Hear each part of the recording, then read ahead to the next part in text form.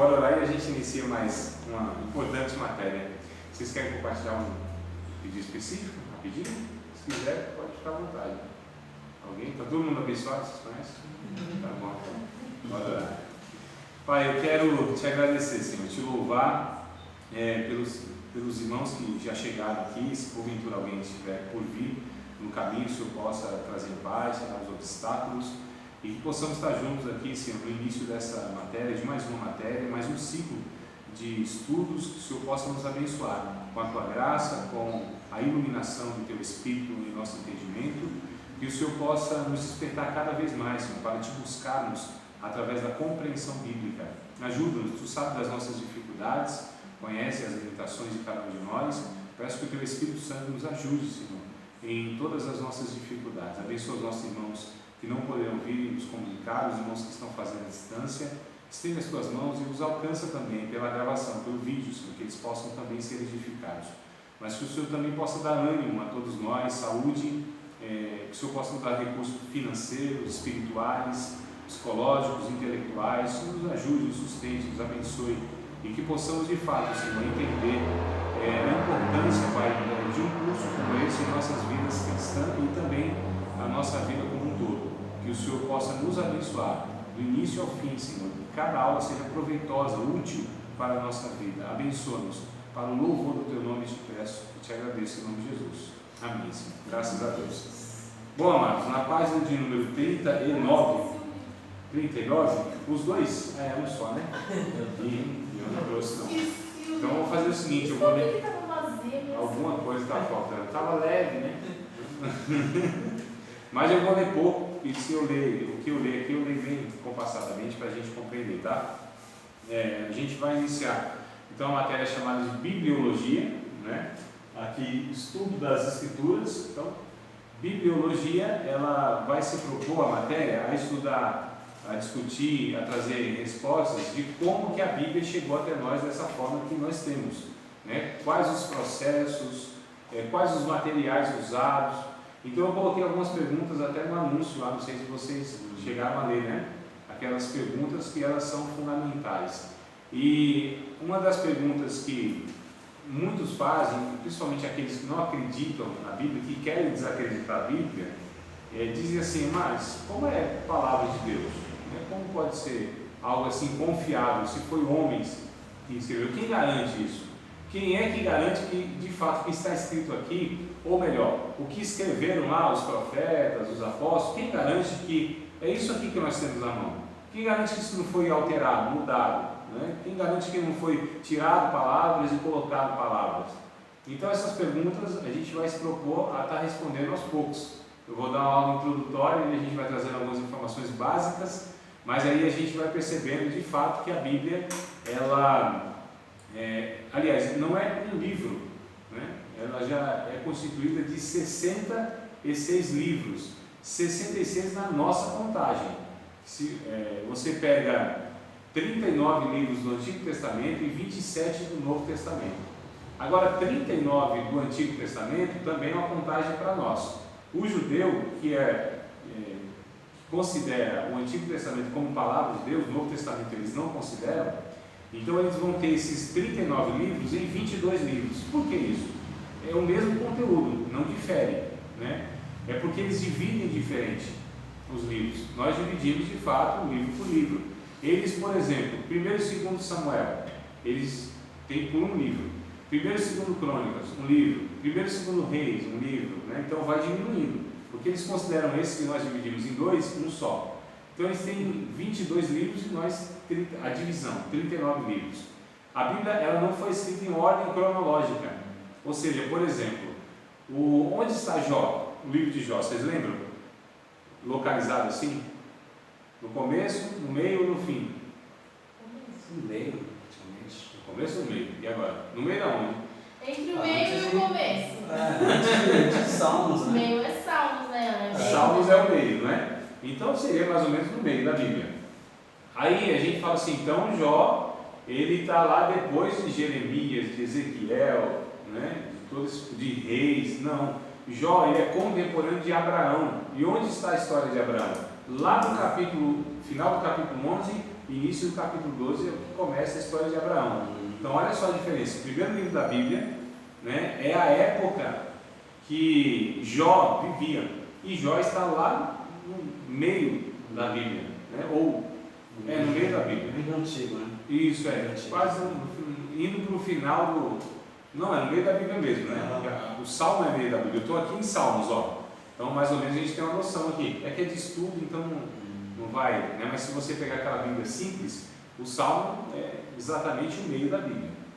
Então, aliás, o meio da Bíblia exatamente é o Salmo 118, verso 8. Se a gente divide, porque a Bíblia ela tem 1189 capítulos. Então você pega 1189 e divide, vai dar.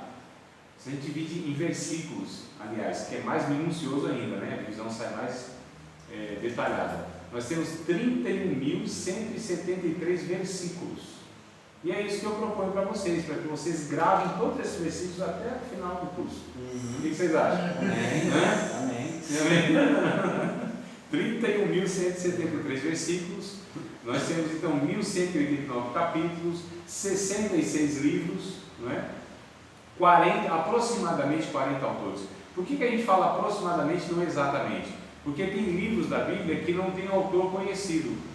Então a gente não sabe de repente se foi um desses 40 ou se foi outro, né? Por exemplo, Hebreus, não há conhecimento de quem escreveu Hebreus.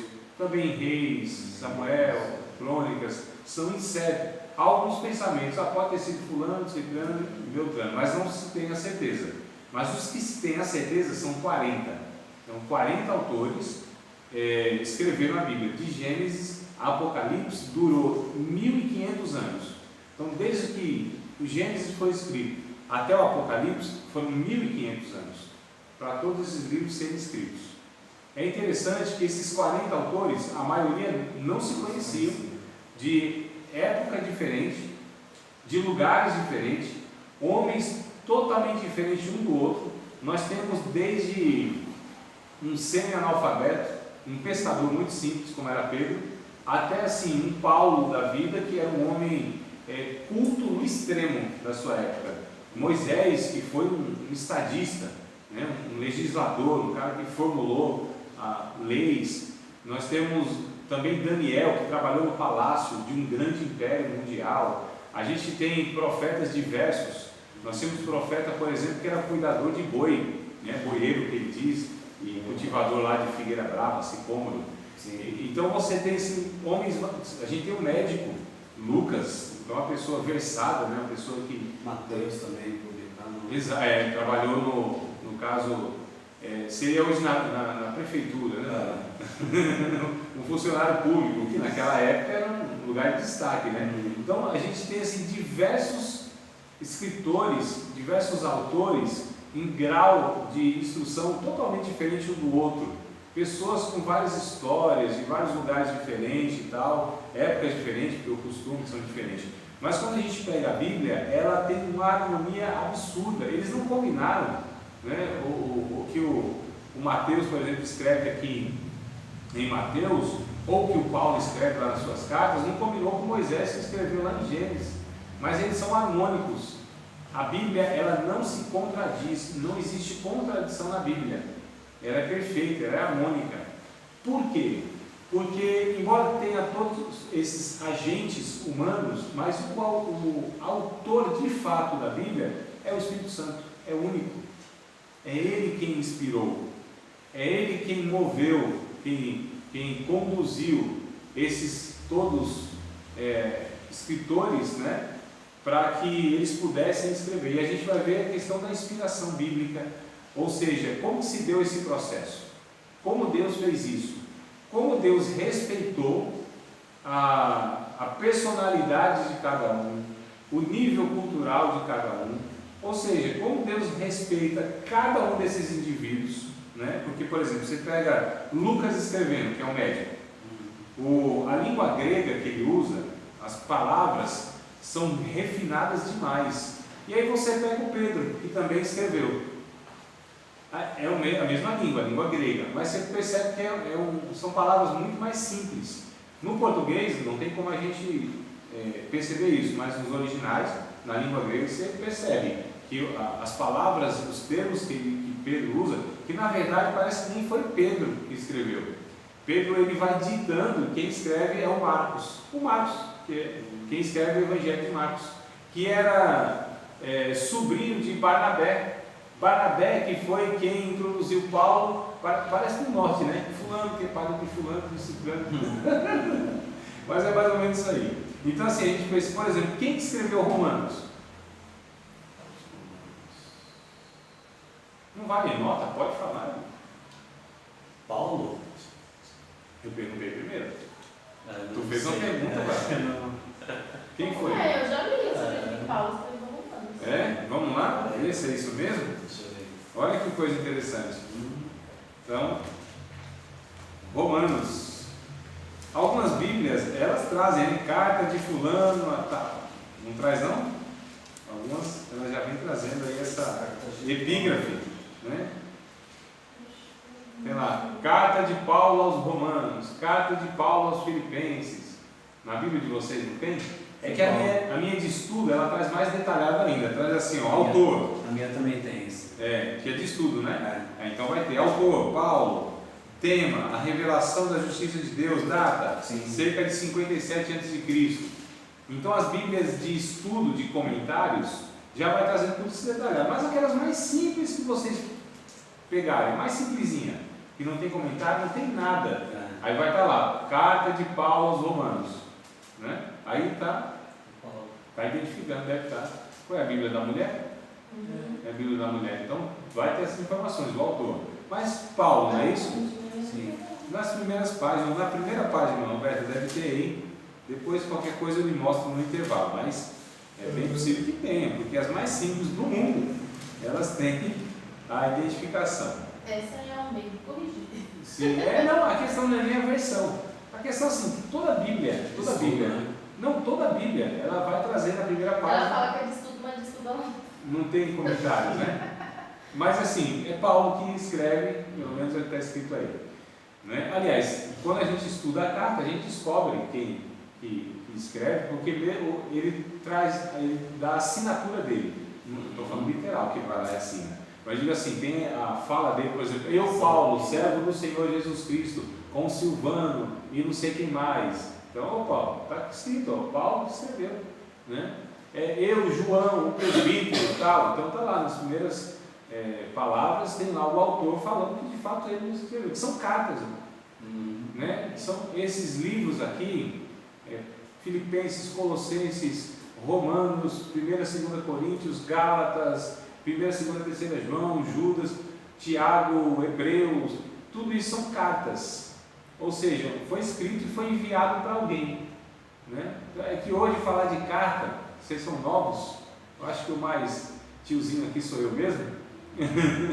Mas assim, eu lembro ainda de escrever carta para minha mãe. Minha mãe ditando e eu ia escrevendo, tal, embora ela escrevesse, né, que ela não era analfabeta, mas então eu escrevia a carta e mandava lá para a maninha, para a voinha, lá no Nordeste, exato. Então hoje assim, os jovens veem assim, um e-mail, uma cartinha, um envelope, e não tem a noção que a gente escrevia, colocava no envelope, colocava o selo, né? Lambia, colocava o selo e tal. Pesava, então tinha tudo isso. Ainda tem, né? Eu tenho alunos aí que trabalham nos Correios e eles falam, não, tem não sei quantos milhões ainda de cartas que transitam aí, enviadas aí mensalmente e tal. Mas vamos ler Romanos capítulo 16, verso de, irmãos, eu não estou enxergando, 22, Deus queira que eu ache o óculos aí, 22, para piorar, a esposa jogou o antigo fora. Então, Romanos 16 e 22, é o finalzinho da carta, né? Alguém pode ler, achando? Pode ler, por favor. Romanos 16, verso 22. Isso, agora 22, vê se acha aí. Leia aí, Helena, por favor. Eu, Tércio, que escrevi esta carta que Paulo ditou para mim, mandou saudações a vocês. Olha só, é uma pegadinha. Quem escreveu? Não foi Paulo, Paulo é o autor. Então Paulo foi ditando, e Tércio é o que a gente chama de amanuense, né? Aquele que é o escritor de alguém. Então, o Paulo foi ditando e ele foi escrevendo, mas o autor é Paulo. Isso é uma pegadinha, né? Sim. Então a gente percebe, amados, que tem uma série de informações na Bíblia que a gente vai descobrindo e a gente vai percebendo como é complexo esse livro, como ele é tão espetacular que seria impossível, sem ideia de homens, fazer isso, né? Ou seja, criar uma coleção, que é isso que é Bíblia, coleção de pequenos livros. A palavra Bíblia, né, se traduz por livro.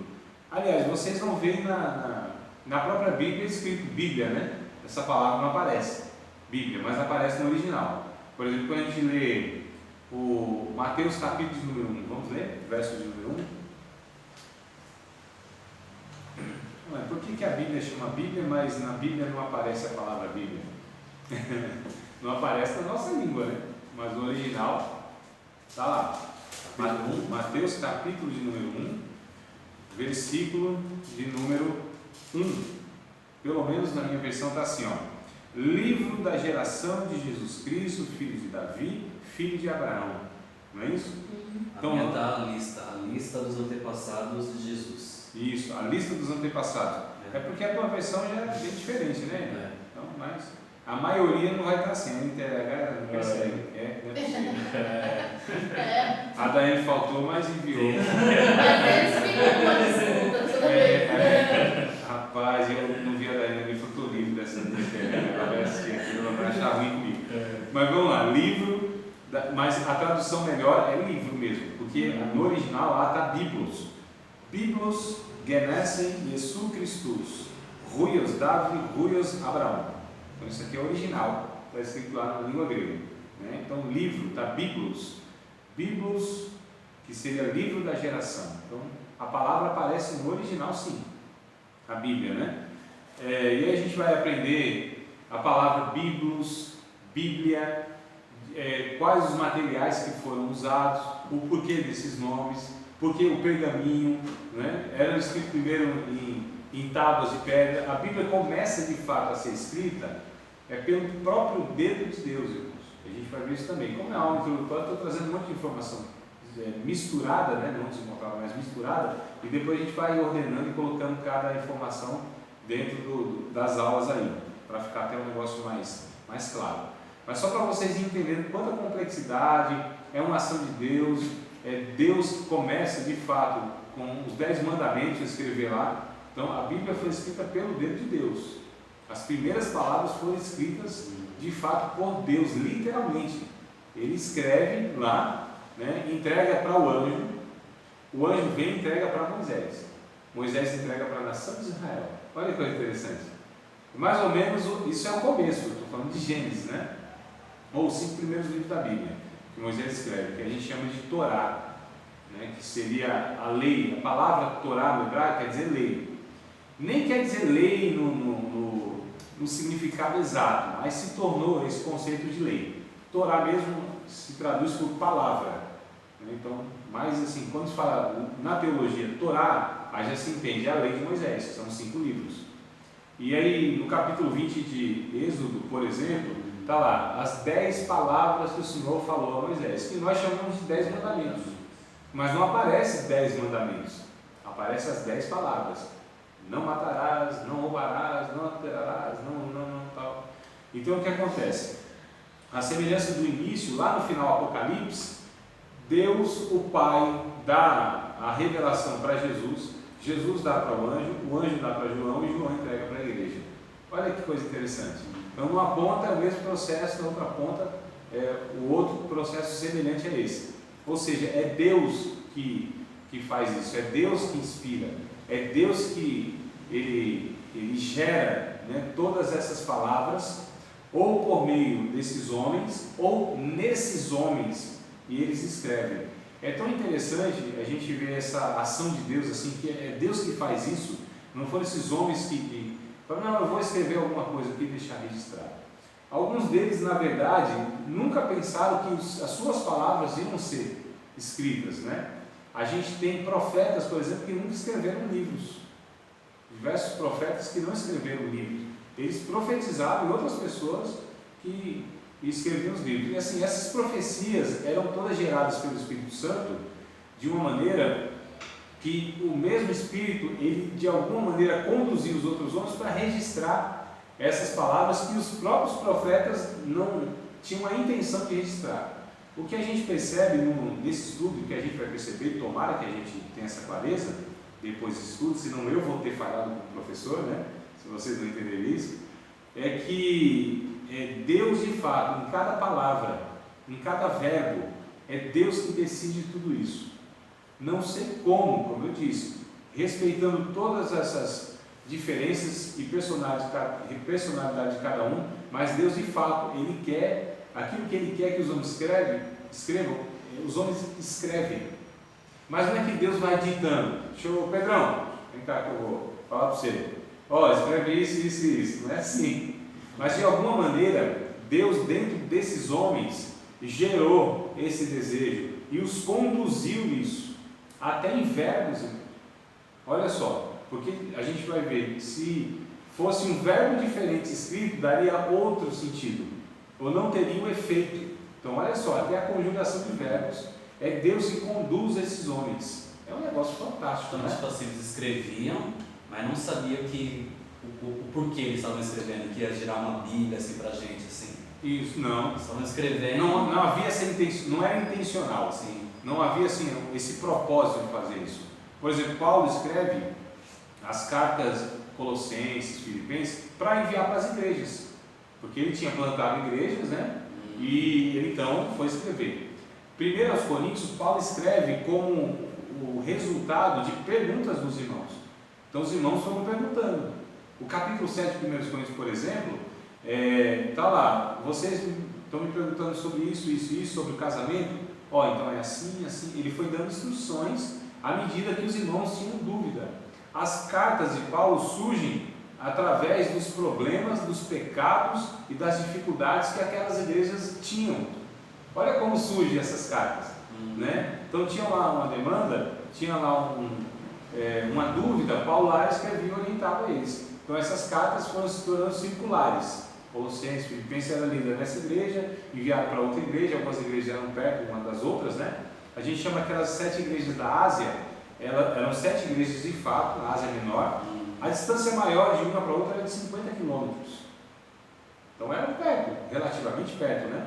Então essas igrejas, elas não se conheciam na questão de pessoalmente, mas sabia que havia uma igreja lá, porque enviaram uma carta que foi lida lá. A gente vai ler tudo isso, está escrito, né? A carta que foi lida lá em Colossenses, tal, foi enviada aqui a Filipenses, ou ao contrário, mas a gente vê isso claramente, que era assim mesmo. Não é nem um estudo tão elaborado da teologia. A Bíblia mesmo, ela já vai dando essas informações, claro, mas não é uma coisa intencional. Então, Paulo identificou lá, vieram falar para Paulo lá que tinha muita briga lá na igreja de Corinto, muita contenda, uma família lá que era contra outra família, o pau quebrava.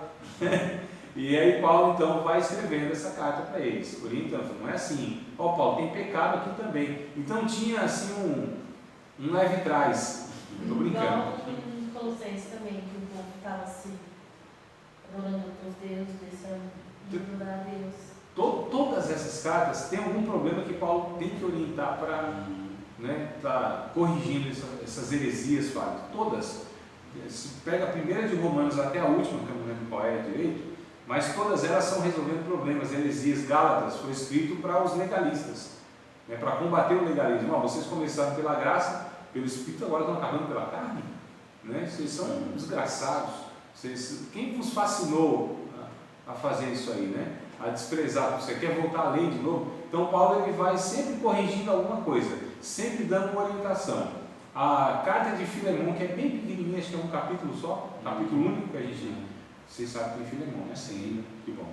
Então, que é tão pequena, é pouco lido, pouco pregado, né? Mas é uma mensagem fantástica que tem lá. Então Paulo, ele envia essa carta para um homem importante, um senhor de escravos e tal. Inclusive, ele fala sobre Onésimo, que é o escravo fujão, né? Então, Fulgêncio, o escravo fugiu, e aí encontra Paulo evangeliza ele, ganha ele para Cristo, mas Paulo conhecia o Senhor dele, que era o Filemão, mas aí Paulo agora manda o Filemão de volta e fala assim, você aceitou Cristo? Você está numa situação errada. Você é fugitivo do seu Senhor. Paulo respeita, inclusive, a cultura da época. Olha que coisa interessante. Só que ele fala assim, volta lá. Mas Paulo usou da sua influência. Ele falou assim, Filemão, considera Onésimo como eu mesmo. Recebe ele como se estivesse me recebendo ele. Olha que coisa linda, irmão. Né? E aquilo é tudo sanado. Então o que a gente percebe é que os livros, eles são conduzidos de uma tal forma que esses homens Paulo jamais pensaria em reunir 13 cartas, ou que ele escrevesse isso aqui vai fazer parte das Escrituras Sagradas, que vai ser juntado com o Antigo Testamento e que vai se tornar esse grande livro de Deus. Não, ele ia escrevendo, ele recebeu de fato diretamente de Deus uma série de revelações, e ele foi escrevendo. Ele mesmo diz, eu não recebi de homem algum o Evangelho, foi do próprio Cristo, né? Então assim, a gente vai percebendo essas diferenças. Deixa eu ler aqui com vocês o Salmo 119, só alguns pontos, se eu conseguir, né? Se eu conseguir. Salmo 119. O Salmo 119, que tem 176 versículos, seria bom vocês decorarem esse capítulo. Eu dou uma caixa de bombom, garoto ou é Nestlé que é melhorzinho? É Nestlé, né? Eu dou uma caixa de bombom para quem gravar e recitar assim, ó. Chamado oral e recitar os 173 versículos. O senhor falou que orava todo dia? Eu, sim, tanto não os salmos, né? Sim, tem parte que orava mesmo, é verdade. Vamos fazer o seguinte, eu fui meio pesado, né? Se vocês gravarem, eu falo que é possível porque eu gravei. Então, se eu gravei, vocês podem gravar também, por que não? Ué. Eu gravei os 40 versículos do capítulo 11 de Hebreus. 40, de 176 baixei para 40. Ficou fácil demais agora. Nossa, eu vou ter que me virar aqui para pagar a caixa de bombom até umas horas. Estou perdido agora, mas sustentei a minha palavra. Então, mas só para vocês três que está gravando.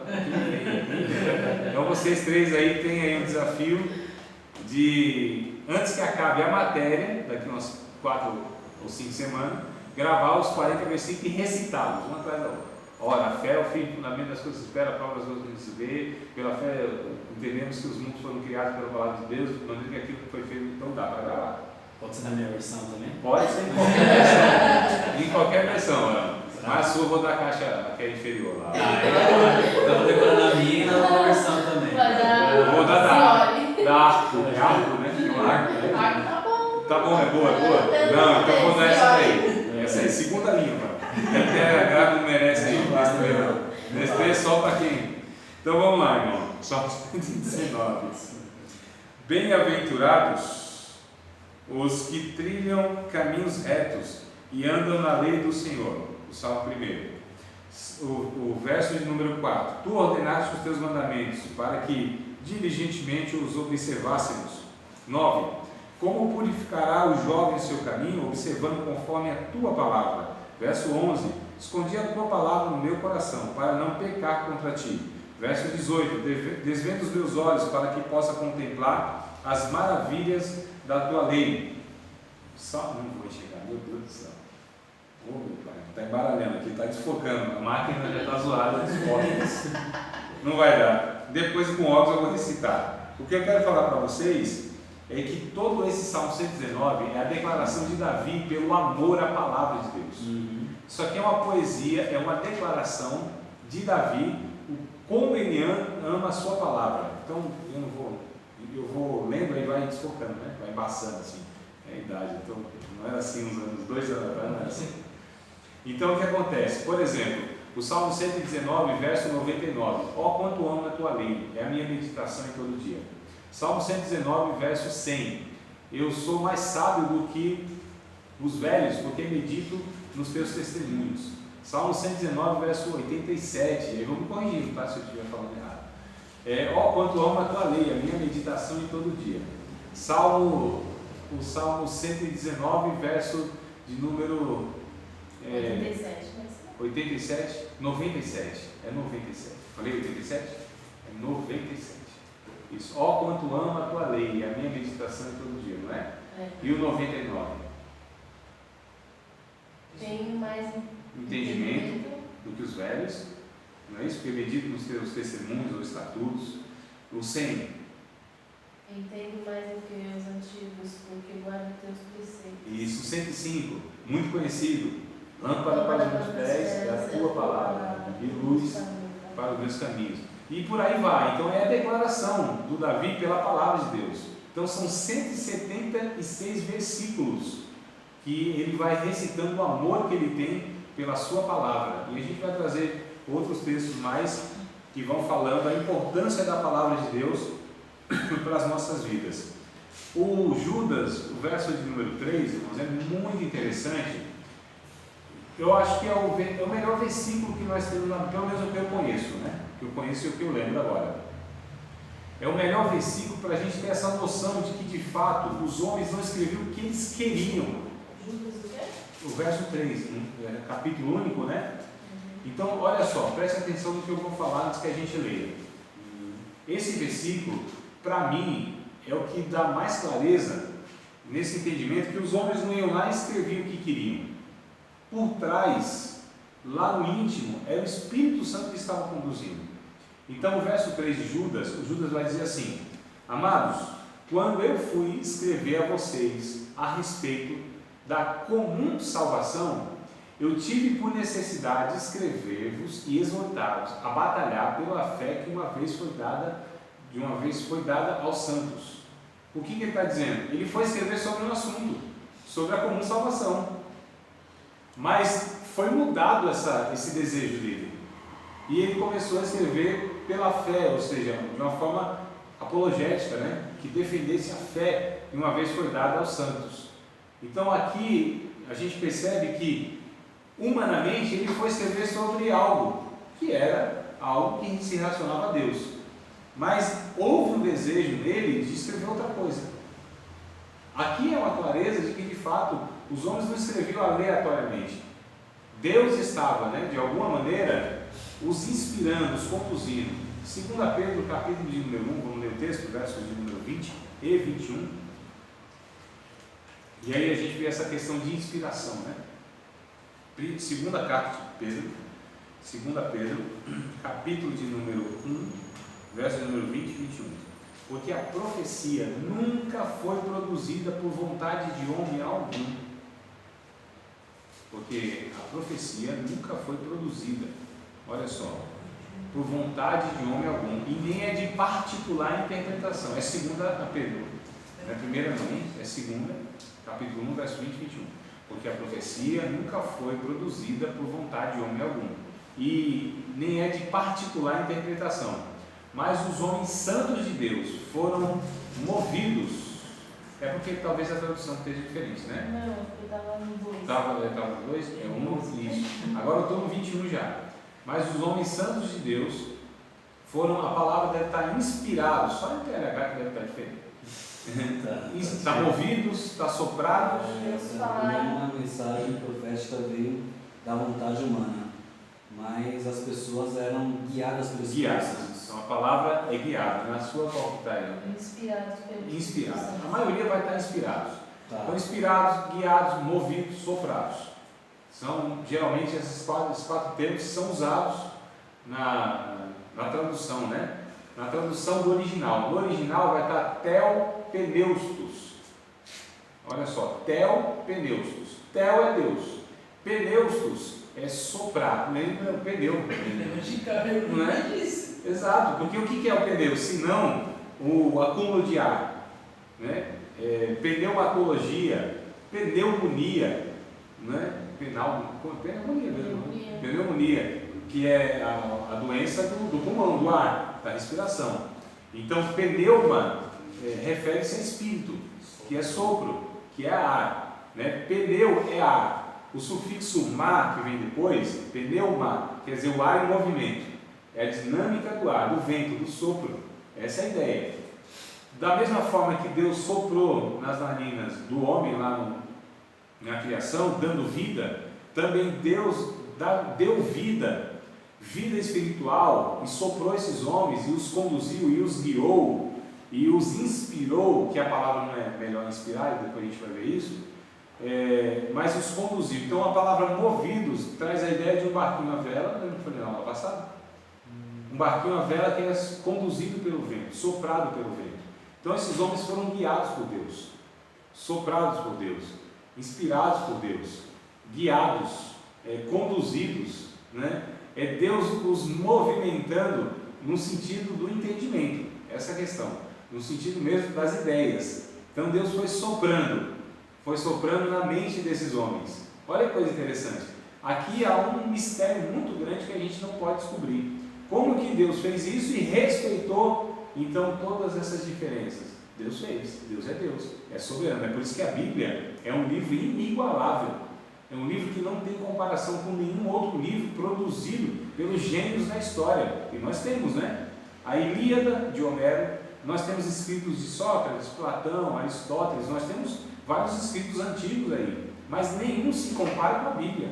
A Bíblia é de longe um livro muito mais complexo, o livro mais vendido de toda a humanidade, o livro traduzido em mais línguas do que qualquer outro livro, o livro que começou a impressão em 1400 mais ou menos, a imprensa de Gutenberg, ali começa a impressão de livros, porque até então a escrita era de outra forma, né? Era em pele de couro, que a gente chama de pergaminho, né? Pergaminhozinho. Depois a gente vai ver as imagens, vocês vão ver que eu vou contar para vocês a história da escrita, como surgiu a escrita, como que eles escreviam, quais eram as línguas que eram usadas, qual era o material que era usado. Então tudo isso a gente vai estudar. A gente vai estudar inclusive como que os escribas, que são os copistas, né? Porque assim, por exemplo, Moisés escreve lá Gênesis, Êxodo, Levítico, Números e Deuteronômio, tudo bem, Moisés escreveu aquilo lá, em um certo material, mas aquilo não ia durar 1000 anos, né? Se degrada, se esfarela, se dissolve. Ele não escreveu em pedra, senão imagina só. A gente vai ver inclusive, fala, nossa, hoje a tecnologia, irmãos, o primeiro homem a ter um tablet e guardar na nuvem, armazenar na nuvem as mensagens foi Moisés. Não foi não? 2 tablets assim, ó, e ainda armazenou na nuvem assim. O povo está atrasado. É uma tecnologia assim fantástica, Deus é fenomenal. Fala hoje de ultrassom, 3D e tudo mais, né? Que tem. Rapaz, Deus é muito mais avançado que isso.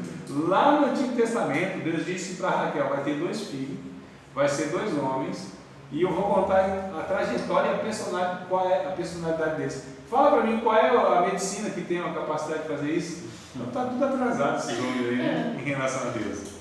Mas brincadeira à parte, a gente percebe de fato que esses homens foram conduzidos, inspirados. Vamos a Hebreus capítulo de número 4, irmãos, verso número 12 e 13. Hebreus capítulo de número 4, verso número 12 e 13. Porque a palavra de Deus, ela é viva e eficaz, e mais penetrante do que qualquer espada de 2 fios. Penetra até a divisão da alma e do espírito, e é apta para discernir pensamentos e intenções do coração. Olha só. Então, Hebreus capítulo 4, verso 12 e 13, né? E ainda o 13 vai dizer no finalzinho que todas as coisas estão nuas e patentes diante de Deus, a quem temos que tratar um dia. Então a palavra de Deus é essa palavra que ela discerne, ela divide, ela vai até onde se divide a alma e o espírito. Só a palavra de Deus é capaz de ir aí. Só a palavra de Deus ela tem poder para penetrar no mais íntimo do ser humano. Olha que coisa interessante, irmãos. A palavra de Deus ela entra lá, ela penetra lá no âmago do homem, lá no centro, no cerne, né, no núcleo do ser humano. A palavra de Deus ela vai e ela conhece tudo, ela entra lá, né, ela discerne o pensamento. A palavra de Deus é a própria revelação de Deus desnudando o homem, deixando o homem nu. É muito interessante, irmãos, muitas vezes a palavra de Deus pregada na unção do Espírito Santo, né? Na iluminação do Espírito Santo, o pregador, ele transmitindo a palavra de Deus. É interessante que muitas vezes a gente se sente assim exposto diante de Deus. É como se Deus estivesse falando: olha, eu estou vendo tudo em você, eu sei da sua vida, eu te conheço os teus pensamentos, que a esposa não conhece, né? Que o esposo não conhece, que o pai não conhece, que o filho não conhece, que o pastor não conhece. Mas a palavra de Deus vem assim e nos deixa nu diante de Deus. É mais ou menos o que o autor dos Hebreus está querendo passar. E todas as coisas estão nuas e patentes diante de Deus, porque a palavra penetra tudo isso aí. E essa mesma palavra que estará no juízo final e vai, na verdade, nos julgar. Evangelho de João, capítulo 10, verso 48, vamos ler o texto, irmãos? Evangelho de João, capítulo número 10, verso 48. Jesus, ele disse: eu, a mim mesmo, eu não julgo ninguém, mas as palavras que eu tenho pregado, essa há de julgar no último dia. Olha que coisa interessante. Jesus disse: eu não julgo ninguém, mas as palavras, João no capítulo 10, 48. isso. Não tem 48. Quando eu falar 10, vocês entendam 12. 12 e 48. Eu sabia que tinha alguma coisa estranha. Mas será que é 10? Eu deixei, né? Vai que é. Então é 12 e 48. Agora eu tenho certeza absoluta. Como que é ler, pai? Jesus disse: as palavras que eu vos tenho, a mim mesmo eu não julgo ninguém, mas as palavras que eu tenho pregado, essas hão de julgar no último dia. É 12 e 48, né? Me ajuda aí, velho. Isso. É isso, né? A versão está diferente. É, a versão, mas essa é a ideia, né? Que é a versão tal. Quem me rejeitar a mim e não receber as minhas palavras já tem Quem o julga. quem o julgue. As palavras. As palavras que tenho pregado a essa, ou há de julgar no último dia. Isso. É só um versículo isso aí, né? Você deu? 48, né? Isso, não, é que eu recitei só mesmo metade. Na minha Bíblia também está assim, tá? Eu só falei metade. E então a gente percebe que a palavra de Deus, de fato, ela é viva. A palavra de Deus, ela vai julgar. Haverá 3 livros que vão se abrir no juízo final. Isso está escrito no Apocalipse, no capítulo 20, 22. E está escrito lá o seguinte: que vai abrir os livros, o livro da vida e o livro das obras. Então, no mínimo, são 3 livros. E qual é esse livro, então, que a Bíblia, esse texto não diz diretamente? É a própria Bíblia, que é o que Jesus vai dizendo. A Bíblia será aberta no juízo final. Então, 3 livros, no mínimo, serão abertos. O livro das obras, o que os homens fizeram, tudo está registrado diante de Deus, irmão. Olha só, livro grande esse que Deus tem, não é não? Todos os nossos feitos, todos os nossos pensamentos, ainda que a gente não falou, mas nos condena, está registrado diante de Deus. Então será aberto. Nosso não, graças a Deus que nós não passaremos por essa situação. Não só estou falando da humanidade em geral, né? Nós não, né, meu? Já está tudo certo, né? Apesar que a gente tem que ter muito cuidado, porque a Bíblia diz que por nossas palavras nós seremos julgados, por nossas palavras nós seremos absolvidos ou condenados. Então é muito complicado esse negócio de palavra. Eu falei para vocês em alguma aula aqui, não foi? Sobre tomar cuidado com a língua. Não falei, não? Não, nada assim, não peguei assim uns 50 minutos para falar sobre isso, não? Nossa, então qualquer hora dessa aí eu faço isso aí. Né? Que é um negócio. As palavras que a gente fala nos denunciam. Por exemplo, Tiago disse no capítulo 3 que aquele que fala mal dos homens, mas quer bem dizer a Deus, ele se contradiz, e é como se fosse uma fonte que jorrasse 2 águas, uma potável e outra não potável. Isso é impossível, é incoerente, não é? Então, o Tiago ele diz, isso não pode acontecer. Então tem gente que louva a Deus, adora a Deus, bendiz a Deus, glorifica a Deus, mas essa mesma pessoa, essa mesma língua que faz isso, também amaldiçoa os homens, fala mal dos homens, que é a imagem de Deus. E Tiago vai dizer, isso não convém que aconteça, porque são 2 naturezas diferentes. Então o pecado da língua é muito grave, irmãos. Fofoca, calúnia, difamação, falar mal das pessoas, a prejudicá-las, a ofendê-las, isso é muito grave diante de Deus. Não é um pecadinho assim, sabe? Né? Porque infelizmente na igreja a gente às vezes tolera essas coisas, né? Nossa, fulano falou alguma coisa e prejudicou tanto o outro, e a gente isso é de boa, isso não dá disciplina. Dá disciplina é adultério, né? Dá disciplina é adultério e adultério. E adultério também. Então parece que as pessoas, né, só são corrigidas mesmo assim pela igreja quando tem um pecado relacionado ao sexo, ao roubo, alguma coisa assim. Agora, assim, falou mal do outro, não, isso aqui deixa para lá e tal, não, deixa para lá, não, isso é um pecado muito grave. No capítulo 6 de Provérbios, está escrito que há 6 coisas que Deus, ele aborrece Deus. 6 coisas. Agora tem uma que a alma de Deus abomina. Qual é essa coisa que a alma de Deus abomina? Vamos ler o texto de Provérbios? Eu acho muito interessante isso. Falar mal do outro. Mais um pouquinho do que isso, viu? Lógico, é falar mal, no final das contas é falar mal, mas olha o que o texto vai trazendo aqui. Capítulo de número 6. Bom, vocês leiam aí, só vou dar eu não estou enxergando mais nada aqui.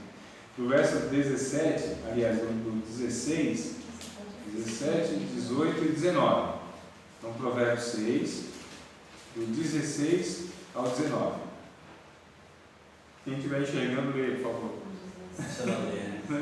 Pode Como ler. melhor é adquirir a sabedoria do que o ouro. É o capítulo 6 do Provérbios. 6, eu estou no 16, mas eu estou doida hoje. Eu já saí que eu estou doida. Não vai dar certinho aqui, né? 6. Eu me lembrei de um filme 16. agora. Eu me lembrei de um filme que um cara, um era surdo e o outro era cego.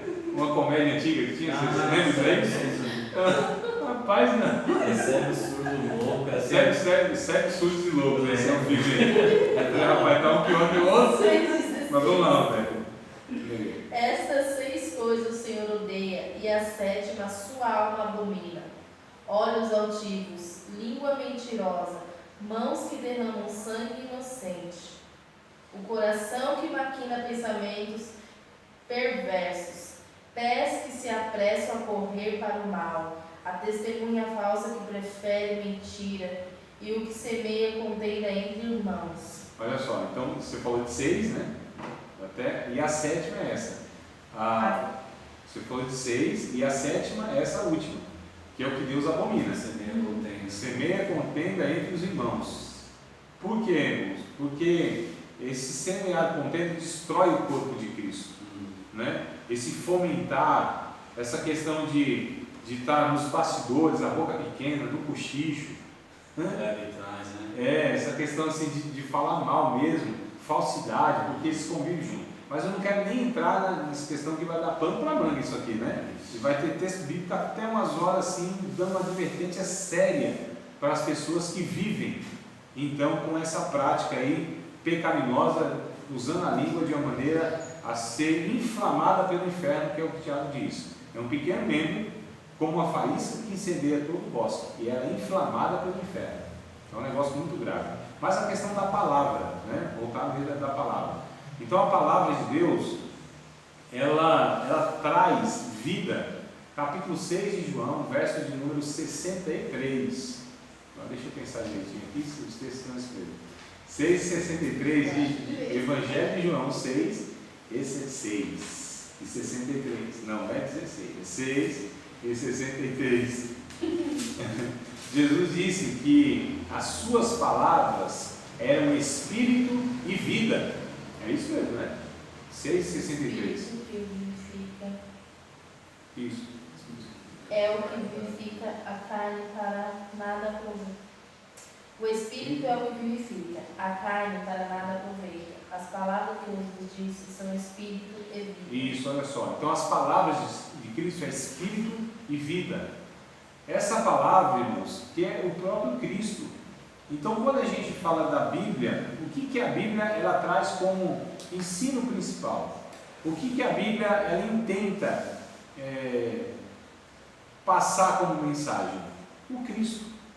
O Cristo é, de fato, o motivo da Bíblia ser escrita, que os homens o conheçam, porque a gente pode conhecer as doutrinas da Bíblia, todas as informações, mas se nós não conhecermos o Cristo da Bíblia, então essas informações, esse conhecimento será em vão, inútil, e pior ainda, esse conhecimento bíblico, ele se reverterá contra nós com um peso de juízo eterno no julgamento.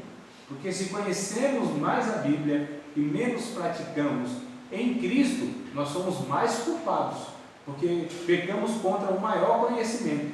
A Bíblia diz que era melhor nem ter conhecido nada. do que conhecer a Bíblia e não vivê-la, e não praticá-la, e não encarná-la, né? Falando em encarnação, o João capítulo de número 1, versículo de número 1, vai estar escrito lá: no princípio era o verbo, a palavra, não é isso? Veja, até o Emílio, se a NTLH traz aí essa expressão: no princípio era o verbo estava com Deus e o verbo era Deus. Não fala assim. Isso, eu sei que não falo. Diga ele como fala. No começo, aquele que é a palavra Uhum. já existia.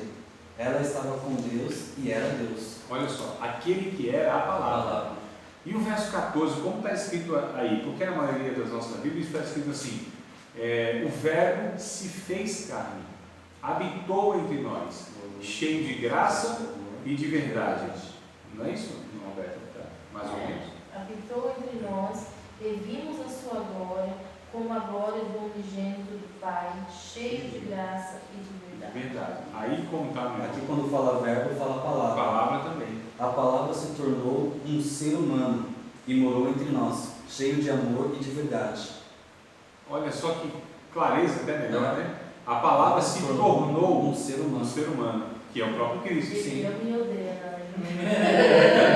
Eu me odeia. Não é que eu Dá mais clareza. não é que eu não gosto, é que assim, ela não é fonte confiável para pesquisa mesmo teológica. Mas ela traz esse negócio bem próximo, claro, né? Claro. Agora, como a nossa proposta é mais profunda, é mais técnica, é mais acadêmica, então ela não é base, Mas assim, para esse entendimento assim mais, aí ela é tranquila, a mensagem eu acho muito boa, a linguagem e tal. Mas para a teologia não é o caso, né? Num estudo mais profundo, mas assim, olha só como contribui também. Sem querer eu defendi a TNTH. Não tenho feito isso. O que acontece? Então o verbo. Hã?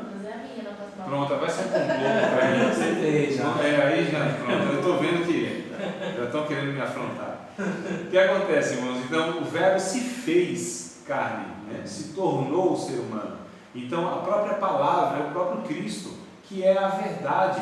Eu acho muito interessante o próprio João. Nossa, a gente vai pegar um monte de texto aí de João, tá? 17 e 17, aí ficou fácil. Eu não erro não quando é assim. 17 e 17, capítulo 17, verso 17. Santifica-os na tua palavra é a verdade, né? Ou santifica-os na verdade, a tua palavra é a verdade. Olha que coisa interessante. Santifica-os na verdade, a tua palavra é a verdade. Então a Bíblia é a verdade, irmãos. O próprio João, no capítulo 14, verso 6, tem a fala de Jesus que é assim: eu sou o caminho, a verdade e a vida. Ninguém vem ao Pai a não ser por mim. Então Jesus é a própria verdade, é a própria palavra. E a palavra é o absoluto da verdade. A Bíblia, ela traz para nós verdades que são absolutas, não são relativas. Então por que as pessoas elas rejeitam a palavra de Deus como palavra de Deus? Porque a palavra de Deus traz a verdade e as pessoas não querem ouvir a verdade. Aliás, tem crente não querendo ouvir a verdade, mas são poucos, não é? Porque quando você prega a palavra como ela é, os crentes, os ouvintes, os incrédulos, os ímpios, eles rejeitam, porque ela traz a verdade e o homem não quer ouvir a verdade.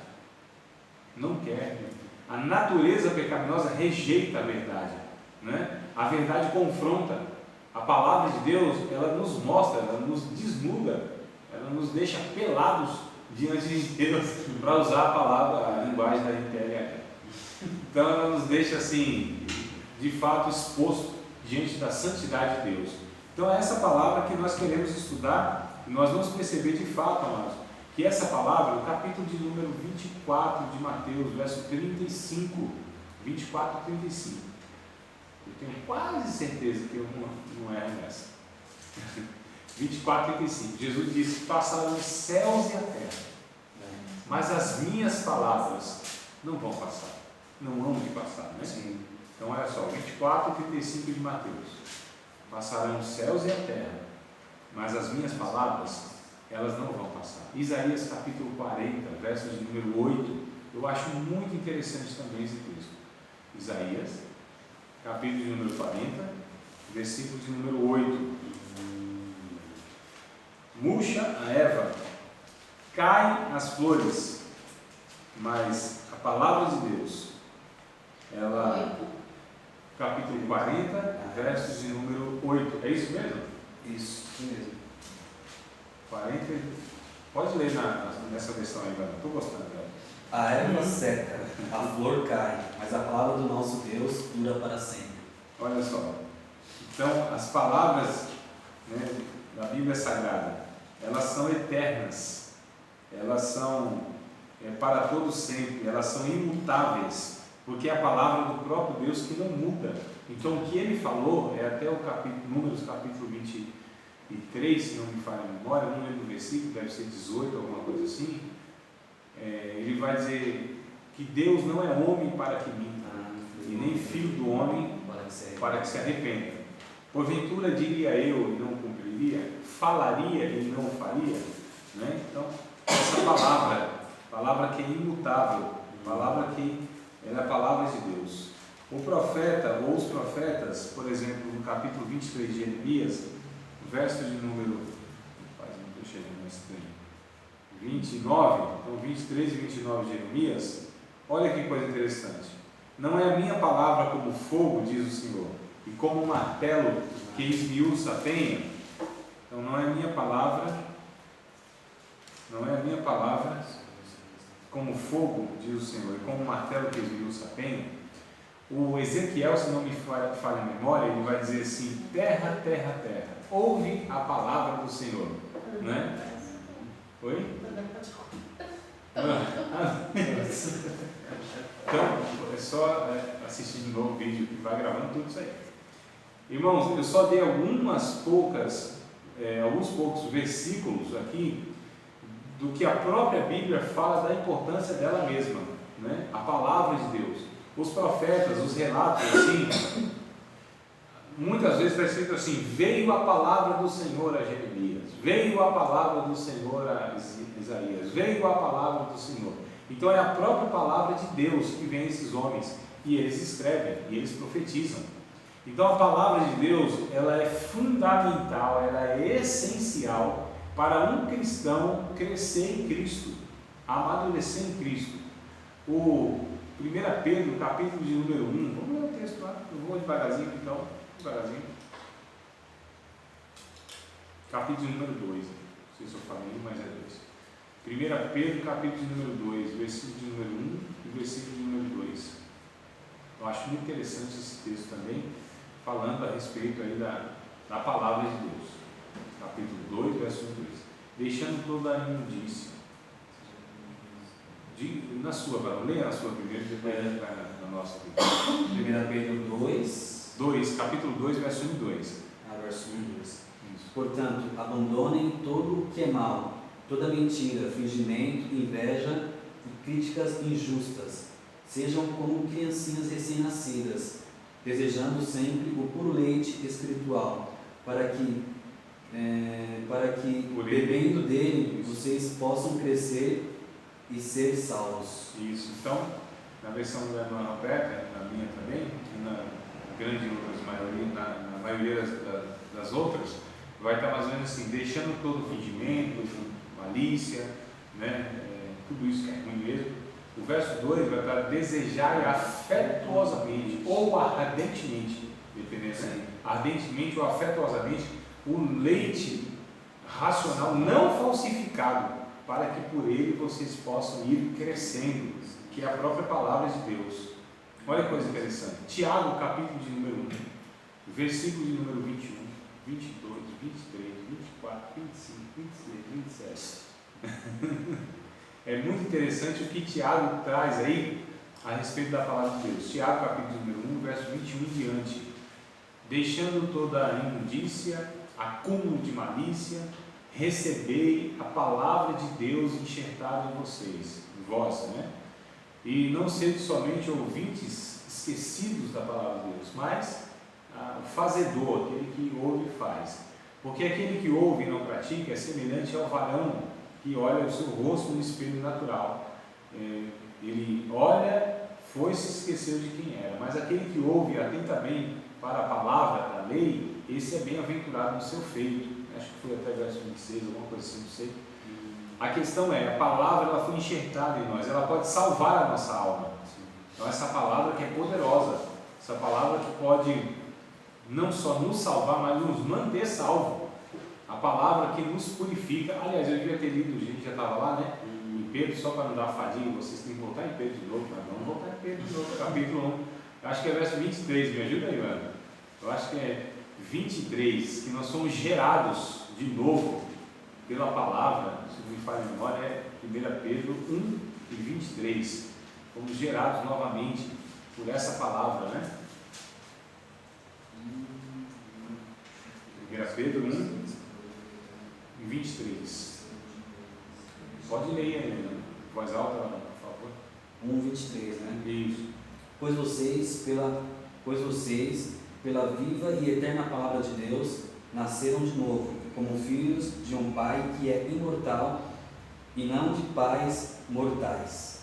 Sim, olha que coisa interessante. Então, sendo de novo gerados, não da semente corruptível, é assim que está, irmão, não da semente corruptível, mas gerados novamente pela palavra de Deus. Sendo de novo gerado, não de semente corruptível, mas da incorruptível pela palavra de Deus viva e que permanece para sempre. Então, olha só, essa palavra é que gera, essa palavra pregada, irmãos, essa palavra ministrada, inclusive Romanos capítulo de número 10, versos número 17, 10 e 17, vai estar escrito assim: a fé vem pelo ouvir, e o ouvir a palavra de Deus.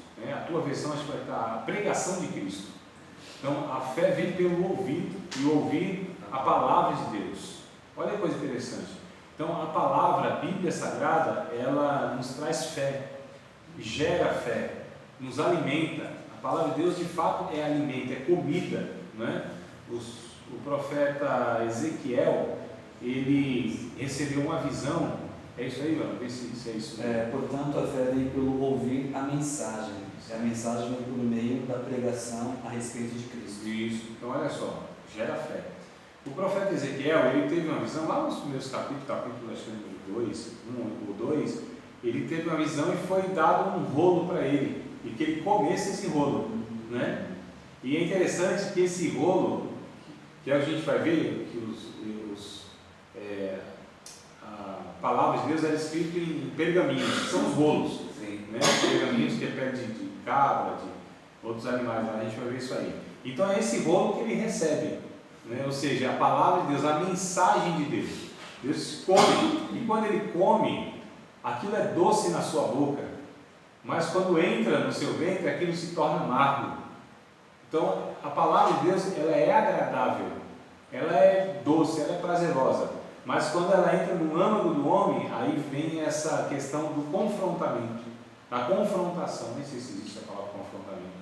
A confrontação, né, é a mesma ideia que João na ilha de Patmos, lá em Apocalipse, também acontece. Ele come o rolo, o livrinho que é dado para ele, e quando a gente vê lá um rolo aberto com 7 selos, a gente vai ver, eu vou trazer as figuras para vocês em slide aí, mas vocês vão ter a noção do que João viu e como de fato eram escritos esses rolos aí.